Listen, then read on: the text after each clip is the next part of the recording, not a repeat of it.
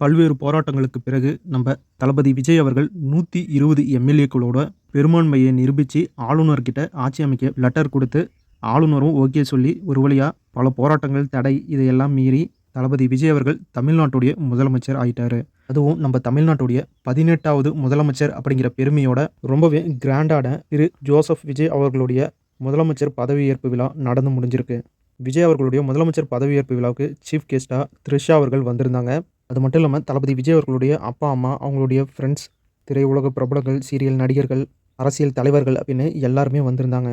திரு Joseph Vijay என்னும் நான் தமிழ்நாட்டுடைய முதலமைச்சர் ஆகிறேன் அப்படின்னு சொன்ன உடனே தளபதி விஜய் அவர்களுடைய அப்பா அம்மா கண்கலங்கினாங்க. அது மட்டும் இல்லாமல் த்ரிஷா அவர்களும் கண்கலங்கி அதை கேட்டுட்டு இருந்தாங்க. இப்போ தளபதி விஜய் அவர்கள் தமிழ்நாட்டுடைய முதலமைச்சர் ஆகிட்டாரு. அதுவும் நம்ம தமிழ்நாட்டுடைய 18வது முதலமைச்சராக தளபதி விஜய் அவர்கள் தான் பொறுப்பேற்றிருக்காரு. பதவி ஏற்றுக்கிட்ட தளபதி விஜய் அவர்கள் தமிழ்நாட்டு முதலமைச்சராக நம்ம தமிழ்நாட்டை எந்த மாதிரி முன்னேற்ற பாதைக்கு கூட்டிகிட்டு போகிறாரு அப்படின்னு வெயிட் பண்ணி பார்க்கலாம். முதலமைச்சராக பதவி ஏற்றுக்கிட்ட உடனே 3 கோப்புகளில் கையெழுத்திட்டிருக்காரு.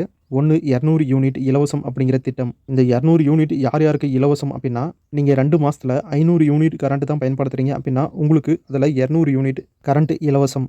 ஆனால் நீங்கள் 500 யூனிட்டுக்கு மேலே பயன்படுத்துகிறீங்க அப்படின்னா இதுக்கு முன்னாடி இருந்த திட்டமான 100 யூனிட் கரண்ட் ஃப்ரீ அப்படின்னு சொன்னாங்களே, அதுதான் அதெல்லாம் பயன்படும். இந்த திட்டம் இப்படி தான் செயல்பட போகுது அப்படின்னு முதலமைச்சர் விஜய் அவர்கள் அஃபிஷியலாகவே அனௌன்ஸ் பண்ணியிருக்காரு.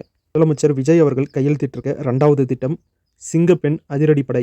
பெண்களுக்கும் குழந்தைகளுக்குமான சேஃப்டிக்காக இந்த திட்டத்தை எடுத்துகிட்டு வந்திருக்காரு. சிங்கப்பெண் அதிரடிப்படை அப்படிங்கிற ஒரு தனி டிபார்ட்மெண்ட்டே நம்ம தளபதி விஜய் அவர்கள் உருவாக்கியிருக்காரு. இந்த டிபார்ட்மெண்ட்டில் இன்னைக்கு நேரில் சந்தித்து அந்த டிபார்ட்மெண்ட்டோடைய வேலைகளை ஸ்டார்ட் பண்ண சொல்லியிருக்காரு. அப்போ எடுக்கப்பட்ட ஃபோட்டோ தான் இந்த ஃபோட்டோ.